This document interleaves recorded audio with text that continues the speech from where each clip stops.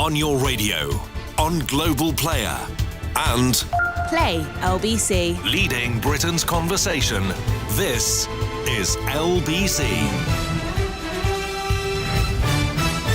From Global's newsroom at 9 o'clock, a vote of confidence in Boris Johnson's leadership will be held this evening. The number of Tory MPs needed to trigger a vote, at least 54, have now written to Sir Graham Brady, the chairman of the Backbench 1922 committee. Sir Graham says some wanted to wait until after the Platinum Jubilee weekend. Some colleagues had asked specifically that it should not be until the end of the Jubilee celebrations. So did some of them post-date their letters so as not to interrupt the Jubilee? I think that's not a bad description of what was taking place. Downing Street says Boris Johnson welcomes the opportunities to make his case to MPs. LBC's political editor Theo Usherwood says it's difficult to predict how the secret ballot will go. This is a moment for Boris Johnson, if he does have the support, to cement it and to be able to draw a line under Partygate. And I would expect that if he does win handsomely, things like the Privileges Committee, the by-election results, that sort of fades into the background. But of course, if it is narrow, then the expectation would be that he would go back to the country to re-secure his mandate, because otherwise it's very difficult to be a lame duck Prime Minister, knowing that half or nearly half your party don't want you to be leader. That vote will take place between 6 and 8 p.m. this evening. Stay with LBC for the latest. Tube stations across London are closed because of a strike by the RMT union. Members are walking out in a dispute over jobs and pensions. London Underground is warning of severe disruption on the network until tomorrow morning. Arsenal Football Club have been accused of delaying life-saving fire safety work in residential tower blocks near the Emirates Stadium. It's 6 months since residents on Queensland Road got government funding to fix the buildings. Arsenal have denied claims that they wanted to wait until after the end of the football season for work to begin. What's thought to be the largest ever trial of a 4-day working week is getting underway in the UK. More than 3,000 workers at 70 companies are taking part in the pilot, lasting 6 months. Researchers will look at the impact on things like productivity. In the city a short time ago, the FTSE 100 was trading up 94 points at 76.26, and the pound buys $1.25 and €1.16. LBC weather: much of England and Wales will start cloudy with outbreaks of rain and drizzle. Elsewhere, dry with sunny spells, cloud and rain into the far southwest later, and a high of 20 degrees. From Global's newsroom for LBC, I'm Simon Conway.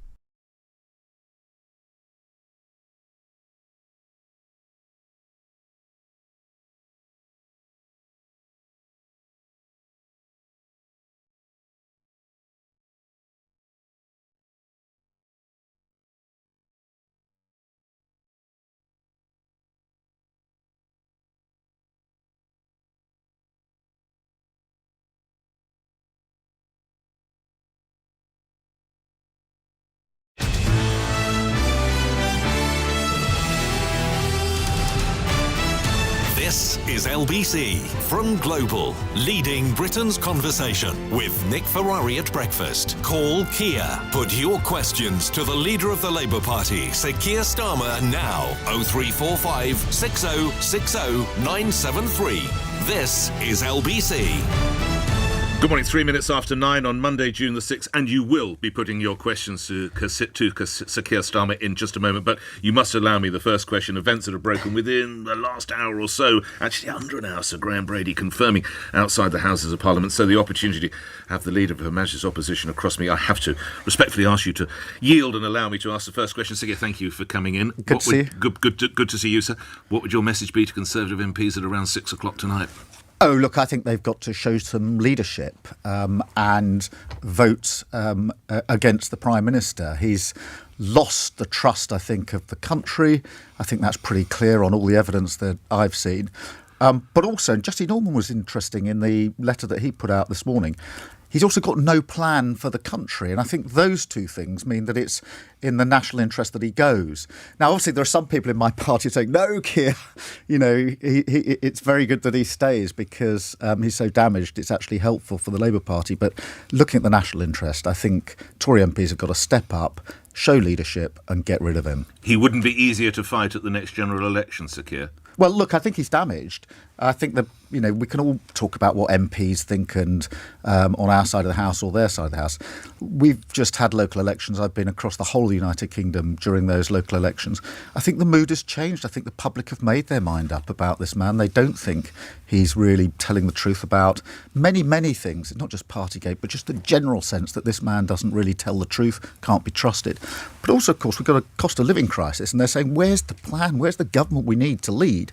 And the answer to that is we've got a government that's divided. We've got a Prime Minister trying to cling on to his job. I think most people would say, your job is to help me through the cost of living crisis, and you're not doing it because you're distracted. A scenario, the vote goes ahead, but he survives. What does history tell us then, Sir Keir? I think history tells us that this is the beginning of the end. If you look at the previous examples of no confidence votes, even when Conservative Prime Ministers survive those, and he might survive it tonight, the damage is already done, and usually they fall reasonably swiftly afterwards. The chances are then you won't be fighting him in the upcoming, whenever the next general election is.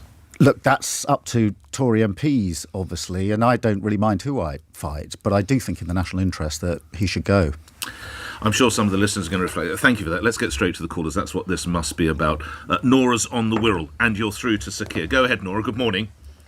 Good morning. Good morning, Sir Keir. Good morning, Nora. Thank you for everything you do for our country. Thank you, Nora. Thank you for putting yourself first, not putting yourself first and putting the country first. That's really important.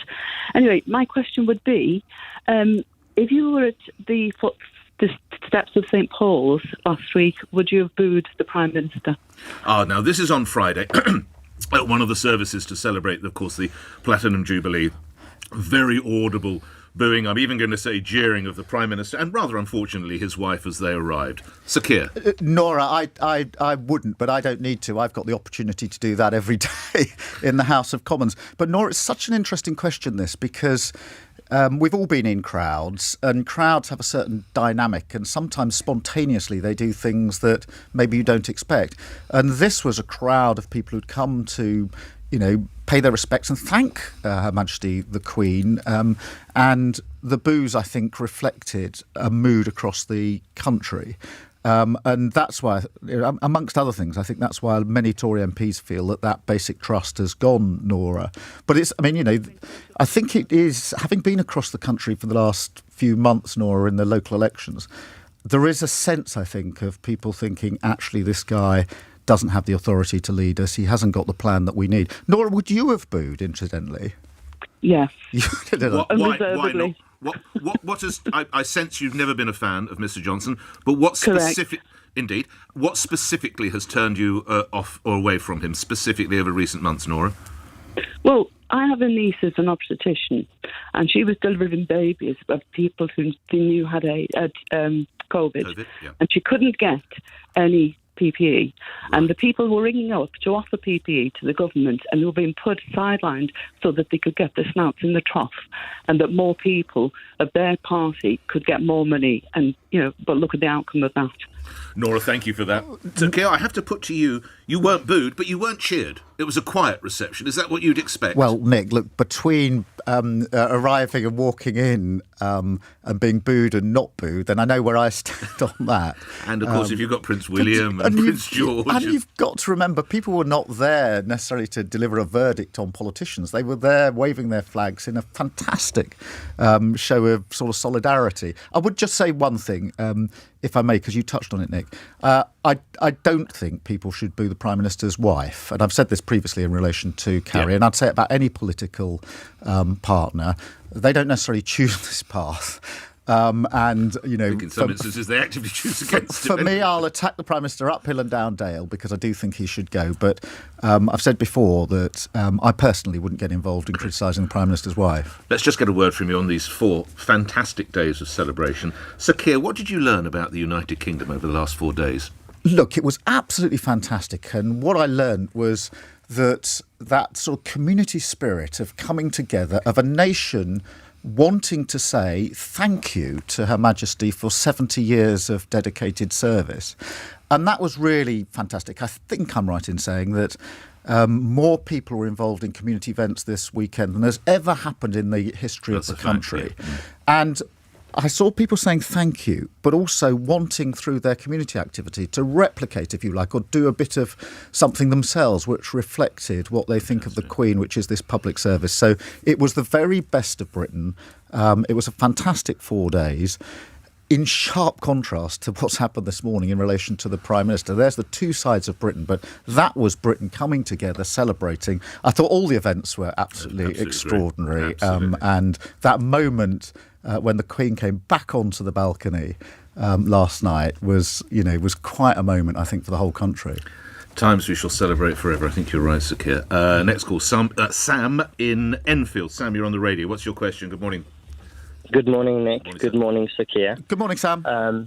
Good morning. I recently found myself receiving a fixed penalty notice, in my case for a driving offence. But like yourself, Sir Keir, I'm also a person of integrity, honour and principle, and I don't believe I broke any laws, and I think I can prove it. So I've rejected my fixed penalty notice and intend to have my day in court instead. Now, my question to you, Sir Keir, is, would you consider rescinding your pledge to resign simply because you've received a fixed penalty notice? And if you're so adamant that you haven't broken any rules, to actually fight any fixed penalty notice in court and prove your innocence? Well, Sam, thank you for that question. Obviously, this relates to an incident in Durham 13, 14 months ago now. I am absolutely clear that there was no breach of the rules in my case. We were on the road with a team. We stopped for something to eat. There was no breach of the rules, and I've made that clear over and over again. But Sam, I've also made clear that if I'm wrong about that, and the Durham police do issue me with a fixed penalty notice, then I will do the right thing and I will step down, because it's very important, I think, for everybody to hear and to know that not all politicians are the same. I think the Prime Minister's made a big mistake by trying to cling on in relation to the law-breaking that we know went on in Downing Street. I'm different. And if that fixed penalty notice is issued, then I will do the right thing and I will step down from my post, because I do believe that our democracy relies on integrity and honesty, and I hold others to high standards, and I'm going to hold myself to those high standards. And I've made it clear that that applies if I'm issued with the fine, and therefore, Sam, I won't be doing what you quite rightly are doing under the law. That's your entitlement. I understand that. Would you stand again, Sir Keir? Were you to step down? Would you stand again? No. If I'm found to have broken the law, I don't believe I have. I'm absolutely clear there was no breach of the law. But if I'm wrong about that, I will stand down. That is a matter of principle for me. It's a decision I made very quickly after the decision was made to look at the case again. I obviously talked it through at great length with my wife, because this has huge implications for us. But I made my decision. I knew instinctively what I was going to do, and I'm going to stick with it. One newspaper says there's concern or considerable attention paid to you being presented with a concept football shirt, and that indeed features within some of the questions you've been asked. What is the relevance of your receipt of this Concept AFC football shirt, Sir Keir? I don't know. I've seen that. I'm not quite sure how that relates to this incident, other than I've always said that after I ate my curry in the kitchen, I then went back to the office to work, and we were back in that office, and that's where that photograph was taken. But was that working, to be in receipt of a Concept football shirt? Is that a working event? Well, I was back in the office actually going through the various documents for the next day, because this was a local election campaign. We were on the road with the team and up very early the next day at Durham to work. So then I was presented with a shirt and had a photograph taken. But I'm not sure what the relevance of that is, to be honest. You mentioned the team. How many were in the team? Oh, well, I was travelling with my usual team, and I can describe them rather than name them, because it's the same team I travel. This is the middle of a local election campaign. So I've got a camera person, I've got a videographer, I've got a policy advisor, a comms advisor, someone from the leader's office, and me. That makes 6. I've then got 2 protection officers, police officers travelling with me. That team of 8 goes pretty well everywhere I go. At the office itself, where we were having a curry, there was obviously Angela Rayner and someone from her team, because we were doing a joint event that night, and in fact a joint event the next morning in Durham with one of our councillors there, and Mary Foy and some of her staff. So that explains the discrepancy, because if you recall, you told me this in January, How many people were there in total? Well, I normally have about 6 with me. Whether it was 6 or not, I don't know. Usually when I'm travelling around the country, we have about 6 people. And yet you told Loose Women a few months later... Takeaway for 30 people delivered. It wasn't we 30 understand people. it. That's already been retracted. We were just on the road. How many was there? About 15 or so. So we have those two numbers. Yeah, Nick, I'm very glad I can clear this up. Good. I was talking absolutely. on the first occasion about the team that travel with me, and that's usually 6, with the police officers 8. Okay. So that's where that number comes from. At the hall, there were, as I say, Angela Rayner, I think one of her staff, and Mary Foy and a few of her staff. OK, thank you for that. To the next one, thanks, Sam. Good luck. Good luck. I hope the legal process goes in the correct fashion for you. Ian is in Auchterarder, if I'm saying that correctly, in Scotland. Apologies if I've got that wrong, sir. Good morning. That's not a problem. Then I call myself. I work for a living. Good morning, Ian. Good morning. And good morning to you both, and good morning, world. Hello, sir. Sorry. Yes. I've just stood up. OK. You all right to proceed with your question, sir? Is that all right? I'm fine. Just that with the current cost of everything going up, price, cost of living, we were hit with a bombshell just a few months ago when my wife was diagnosed with stage 4 lung cancer. Oh, yeah, and I'm really sorry to hear that. Okay. And I mean, we had all these dreams of getting the mortgage paid off. You know, this is what we're going to do in retirement and so forth. And she's only 53. That's right. And she's just had her first chemo. And she's doing okay, but she's not brilliant. Last night was a terrible night. Oh, Ian, I'm sorry. And I've been up most of the night with my wife, and I've also got to come out to work because seemingly we have to try and take in as many hours as we possibly can to get a better job. Well, enormous sympathies. Can I move you to your question? Enormous sympathies, both from me and, of course, from Sir Keir. What would your question be, sir? What are you going to do about the cost of living? You're not in government. You are in government to a point, but you're actually not the Prime Minister. How can you persuade... I'd like to call him, but I won't. I'll try and be professional here. Okay. How can you persuade this current government that seem to be more intent and providing for... I mean, the House of Commons says in itself as a common people. OK. Just remind, of course, Sir Keir is not in government at all, but he is, of course, leader of Her Majesty's Opposition. And for you and your wife, and again, best wishes to her, this is going to be so crucial, eking out those pounds and pence, Sir Keir. Yeah, Ian, I'm sure I speak for every single person listening to this. You know, send our very best wishes to you and your wife in the very difficult circumstances that you're in. Yes, Thank you for raising the cost of living. Because, as Nick has just said, we're obviously in opposition rather than government, and therefore we can say what should happen, but we can't necessarily make it happen. What we were saying, in fact, last time I think I was on this show, Nick, I was saying there should be a windfall tax on oil and gas companies in the North Sea. Did you mean a temporary targeted energy price cap levy, Sir Keir? I meant a windfall tax. Oh, right, I think the Chancellor did as well, but he obviously didn't want to call it a windfall tax. But, Ian, we were calling for that, and we said that tax on the profits that weren't expected should be used towards energy bills, taking up to £600 off the bills of those that need it most, Ian. Now, that actually forced the government into a U-turn, and that's very rare for an opposition to be able to do that. And I'm really pleased about that because, one, it means the argument we were making was the right argument, and two, it means the government has made that U-turn. I think, Ian, they need to go much further than that. I always said there should be an emergency budget, so a really good hard look at the cost of living because, Ian, as I went around the country in the local elections, politicians obviously quite often say, what's coming up on the doorstep all of the time. I can tell you this came up over and over and over again. People saying to me, Keir, I can't afford to pay my bills. And Ian, quite often it was people who had themselves disabilities or family members with disabilities where their energy costs were even higher than the average family. And there was a real impact there. So I wanted to see that emergency budget so this could be addressed properly and comprehensively, Ian, because I think many people this morning will be looking back at the weekend and thinking it was a fantastic Platinum Jubilee weekend, but pretty well straight away saying, but, you know, it's back to me, to this basic question, can I afford my bills? And many people feel that they can't. And they also feel the government isn't helping them. They're right about that. A few days ago, it was predicted we'll be at £100 to fill an average family car full of petrol or indeed diesel. We're probably north of £100. What would a Labour administration do to combat that, Sir Keir? Well, obviously we would have implemented the windfall tax, slightly different to the government, but having asked for it, Right. I think that I'd have done it differently.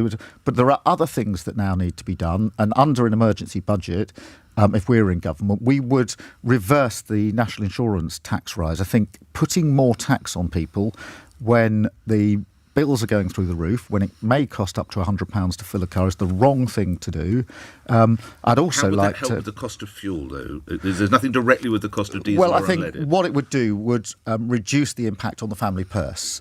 So that would make a big difference to people, including, in addition, I should say, reducing VAT on energy costs as well. But I'd also like wider measures, Ian, because in a sense we can't go short-term through this. We've got to be able to push forward with help for energy-heavy businesses who are really struggling at the moment. And I'd also like something to be done about business rates for small businesses. So we would. When you say, I've got to ask you, when you say something to be done, presumably reduction. cut. Oh, Right, yeah. Well, actually, we've been very clear. We want to review business rates altogether and get rid of them in the long term. We'd take it in. I know, but we've been talking about this. Business has been talking about this for years.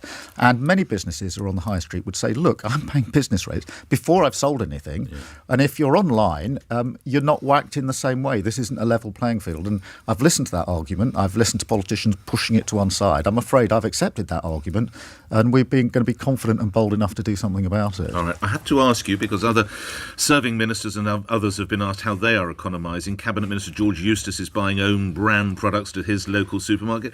So, Keir, in what way are you economising? Well, we economise by looking at what we buy every week when we go on the local shop, etc. But I'm not going to pretend that that I'm in the same boat as so many other people who are on much lower salaries than I am as a member of Parliament. So this isn't about me. Of course, we've got our family bills, we've got our energy bills. Have you turned the thermostat down or anything like that? I know it's not on at the minute, but are the children having to have slightly colder shower water or whatever it might be? Well, getting them in the shower's the struggle just for the moment. But look, this is hitting people really, really hard, and particularly those on lower incomes. I've been particularly struck by those with disabilities. I've raised one of these at Prime Minister's Questions, someone on a dialysis machine, and the costs have gone through the roof and nothing was done to help that man. Now, as having raised it in PMQs, in fairness to the government, I think some government officials have now been in touch with him, but the scheme needs to change. OK, but there's nothing specific you're doing to combat the cost of living in the family? Well, we're just careful like everybody else each week. Thanks, Ian. Good luck again to you and the condition for your wife. I hope things go as well as they possibly can, and I know Sir Keir, of course, would echo that. Charlie's in Ealing. Charlie, your question. Go ahead. Good morning. Yeah, good morning, both. Hi, Charlie. Hi there, yeah. Go ahead. Hi, so I'm a tube driver on the Underground and an RMT member. I'm not on strike today, but thousands of my colleagues are. And we've got a Labour mayor who is overseeing what they're calling managed decline. And I have it on good authority lying about the RMT refusing to meet on this actual radio station. So I just wanted to ask Sir Keir what you would do as London Mayor to sort out this funding mess that we have on the tube. As Prime Minister, of course, although he would have a Labour colleague as London Mayor. Charlie, stay on the line. Do you support the tube strike today? Well, Charlie, the first thing I should say is in defence of the Mayor, I support Sadiq Khan, the Mayor. I don't think he's been lying about this or anything else. What he wants and what I want is to see an end to the strikes and to have this resolved. This has to be resolved by negotiation in the end. And of course, the Mayor isn't involved in those negotiations. That's both sides of the negotiations. I don't pretend to know all the details, but what I know of the issues that are in dispute, I think they're capable of being resolved, Charlie. I think they should be resolved. I think that's in everybody's interest. In terms of the managed decline, I would, Charlie, point out that it's the government that's starving TfL of the money that they need. So the decline is actually a direct result of the approach that the government is taking. But like everybody else, what I want to see is these negotiations are, resuming, everybody getting around the table. I do think these are capable of being resolved. I think they should be resolved because obviously, many people are affected by the strikes. Just on this, as I understand it, there are 600 posts that Transport for London are not going to fill, so there's 600 jobs. They're not making anyone redundant. The union are concerned about that, and the unions also point to the issue of safety. That is why they have taken strike action. Do you support the strike? Well, look, I don't want to see a strike. I want to see this resolved. I want to see this negotiated to a settlement. I think the failure or the inability to backfill those 600 jobs is all to do with the government funding, which is why we can't pretend the government is some impartial observer here. They're a central player in it, and they've got to step up and put the funding in place. Let's just ask one final word response. Charlie, as you're so deeply involved in this personally, go ahead. Yeah, I mean, just like to say, I think Keir touched on it. There is a government that is going to have to resolve this, and that's why we're asking for the Mayor to speak to the union, because London Underground management seems to be incapable of doing anything about this dispute, and it's really disheartening for us members. Yeah, I understand that, Charlie, and I think, the sooner this can be resolved, the better for everybody. All right, thank you for that one. Just on the subject of strikes, you'll be aware that we could be facing a summer of strike action generally across the entire rail network. This is as one particular union wants a 10% pay rise. Mick Lynch, the General Secretary of one other union, the RMT, says this is a measure Sir Keir Starmer, he can decide whether he's on the side of the workers in this country or on the side of the bosses. He hasn't made it clear. Sir Keir. I'm on the side of the public, and I want to see this resolved. I don't want to see strikes. Nobody wants to see strikes. I quite understand why unions representing their members want pay rises in the cost of living crisis. Of course I do. But I want to see this resolved by negotiation around the negotiating table. But I'm on the side of the public on this one. You don't support strike action? Look, I want to see it resolved. I don't think anybody wants to see strike action. OK, thank you for that. Joe in Putney. Joe, you're on the radio. Good morning. Hello, good morning, both. Hello. Hi, Joe. Hello. I just wanted to know what your take on grammar schools were, because as far as I'm concerned, they're still very much an elitist rather than a levelling up measure. Unless you have an exceptionally bright child, and, most people are of average intelligence, they won't get into one of those schools unless you can afford a tutor of £50 upwards per hour. And ultimately, if your child gets the same mark as another one in the entrance exam, if you can move closer to the school. What would you really do about grammar schools to see them as not just a token measure, but a real measure for levelling up? This, as it is suggested last week, there is some sense of movement within the Conservative Party to look at increasing the number of grammar schools. Currently, you can only increase what's called the campus. So if you have one in Kent, you can build one the other side of the town or whatever it might be. You can't start a whole fresh new grammar school. Sir Keir. Joe, let me first confess, I went to a grammar school. Good job you said that, Sir Keir, because I was going to ask you. So I went to a grammar school, Joe. But having said that, and now having my own children, I've thought for some time that what we really need is just simply the best schools for everyone. And I don't think that testing people and separating them at 11 is the right thing to do.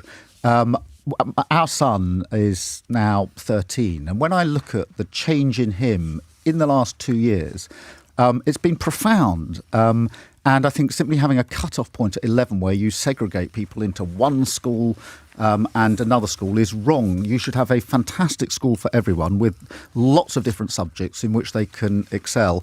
And I've thought that for a long time now, but I particularly think it now, having had children. Our daughter's 11, so I can see for myself that children develop in different ways at different ages. So, Joe, that's where I come in. I should also say that our son's just been packed off for a 5-day trip with the school this morning, so I'm still worrying about whether he's got everything in his rucksack. He won't have. Having had two sons, I guarantee he won't have the socks or the whatever it is, the mince or whatever he needs. I mean, mince to it's not the mince for the spaghetti bolognese. There'll be something you've forgotten. That's part of being a parent. You're not pulling the drawbridge up, Sir Keir. I went, but no other child can. No, but I think we can do better than that. And I think a really brilliant school for everyone where they can choose their subjects and have fantastic chances is what we need. I don't want to see any child going to school which isn't absolutely excellent. Joe, thank you. Geraldine's in Waltham Forest. Your question to Sir Keir. Geraldine. Yes, hi. Great to Geraldine. speak to you both. Hello, hi. What I wanted to ask is, when are you going to address the dreadful Brexit deal that Johnson got? I'm not talking about us not having done Brexit, that's done, but no one is addressing the fact that his deal is abysmal. It's impacting the economy. It's hemorrhaging small businesses. It's a deal that's so bad that even Rees-Mogg has set up his business. All right. OK. Mr. Rees-Mogg's not here to defend himself, so thank you very much for the input. Let's go to the broad aspect of the question, the, quotes, abysmal Brexit deal you need to address. Okay. Yeah, Geraldine, look, thank you for raising this. And you're right to say that there's no question of going back. We've left, I think it's now, 6 years since we took that vote. So Brexit is done. What I want us to do, Geraldine, and the way I'd put it is this, that all this Prime Minister ever said was he would get Brexit done, and so he's got us out on the deal which you've described. What I want to do, and what we would do if we were in government, is make Brexit work, which is make sure that we've got a better deal that works, whether it's that for businesses, because so many businesses are struggling with the extra bureaucracy. They just want to trade well with their European partners and, of course, across the world, or whether it's Can I northern... refer you to that? Sorry, talking about tens of thousands of Britons are stranded across Europe at the moment, Sir Keir, as you're possibly aware. They're unable to get back from their Jubilee weekend break because airlines don't have enough staff, airports don't have enough baggage handlers, and we have Steve Heapy, who's the chief executive of Jet2, saying this morning this is because of a reduction in the pool of labour due to Brexit. Sir Keir, do you agree with this, Mr. Heapy? Look, I think there are a number of factors behind the travel chaos, and it is chaos. But when it comes to Brexit, what I would say is whichever way you voted, you're entitled to a government that recognised the scale of the change and actually had a plan in place. We saw this last year with HGV drivers. As I say, whether you voted to stay or to leave is now irrelevant. But 6 years after that vote, I think everybody's entitled, Geraldine, everybody else, is entitled to a government that says, well, we've worked out what the changes are that we need to make, and we've got a plan for them. And what we've got with travel, as we've seen in the last few days and weeks, is yet again more chaos. This, I'm afraid, is the trademark of this government. Chaos and division instead of a plan for the country. One Conservative MP said last week to buy-sell there could be a way back for the United Kingdom into the single market. Would that be something you would support? I don't think that's a way forward. I don't think that's possible. And, of course, we've got to make Brexit work, but simply reopening that argument I don't think is going to take us very far forward. Coming to the end of our time together, Sir Keir, while I appreciate you're not perhaps quite as wealthy as Rishi Sunak, he has decided that his £400 discount will be going to charity on energy bills. What will you do with your £400? Oh, I'll do something proper and useful with it. We haven't discussed that as a family yet, but we'll put it to some good cause. It'll go to a charity of some sort? Yes. Usually I support domestic violence charity. Did a lot of work on domestic violence and sexual violence against women, and so usually that's where I tend to go. OK. Can we resolve one thing? You will recall a little while ago we had a conversation about female and male anatomy. Annalise Dodds, your Women's and General Equality Secretary, says women cannot have a penis. Another of your senior colleagues, Stella Creasy, says a woman can have a penis. Sir Keir, can we put this to bed? Who's right? Well, look, Nick, let me take this head on because you challenged me on this last time. And let me be clear, for the vast majority of women, this is all about biology. And of course they don't have a penis. We all know that. And of course they need safe spaces, and we'll support that. I've been supporting that for many years. And of course we want more equality for women. Again, the Labour Party's been fighting that cause for a very, very, very long time. So for the vast majority of women, biology is what matters, and it's very clear they don't have a penis. But let's not leave out of account that there is a small minority of individuals who were born in a gender they don't now identify with. Some go through a process, others don't. And that is very traumatic for them. And I, for one, I'm going to respect and support them. And I think that's actually when most people step back from this. They think, well, that's a fair assessment, Keir. 99.9% probably of women, it's all biology. We must support them. Safe spaces, more women's equality. But let's not pretend or disparage or fail to support a small group of people who actually struggle with their gender identity. And I think that we can resolve this if we all approach it in that spirit. As an Arsenal fan, Sir Keir, on LBC this morning, you may not have heard this, my colleague Rachel Venables did a story about how the club is accused of delaying safety-critical cladding work in the residential tower blocks at the Emirates Stadium. A particular part of Queensland Road have been waiting 6 months. Let's put the scaffolding up and start safety-critical work. What's your reaction to this, and would you help these people who claim that Arsenal are not moving as quickly as they should? Yeah, again, disclaimer, Arsenal's my club. And I don't really know the details. I was listening to the show, obviously, this morning. Right. So I know a little bit, Nick, from what I heard.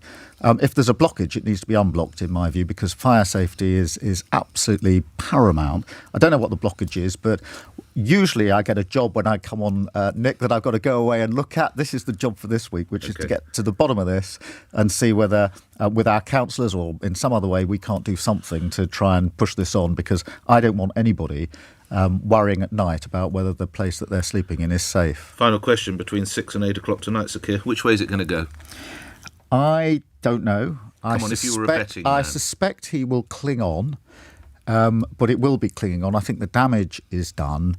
But in the time between now and 6 o'clock, I would say to Conservative MPs, do the right thing, show the leadership that's needed. I'd say to them also, you know that many Conservative voters are saying to you, because they're saying to me, these are decent Conservative voters who believe in our country, are saying, look, we can't support this man anymore. And to use your language, Sir Keir, how healthy is it that we have a Prime Minister, quotes, who clings on? Oh, it's really unhealthy. And it's a Prime Minister who puts his own career above all else. And that's why he's clinging on.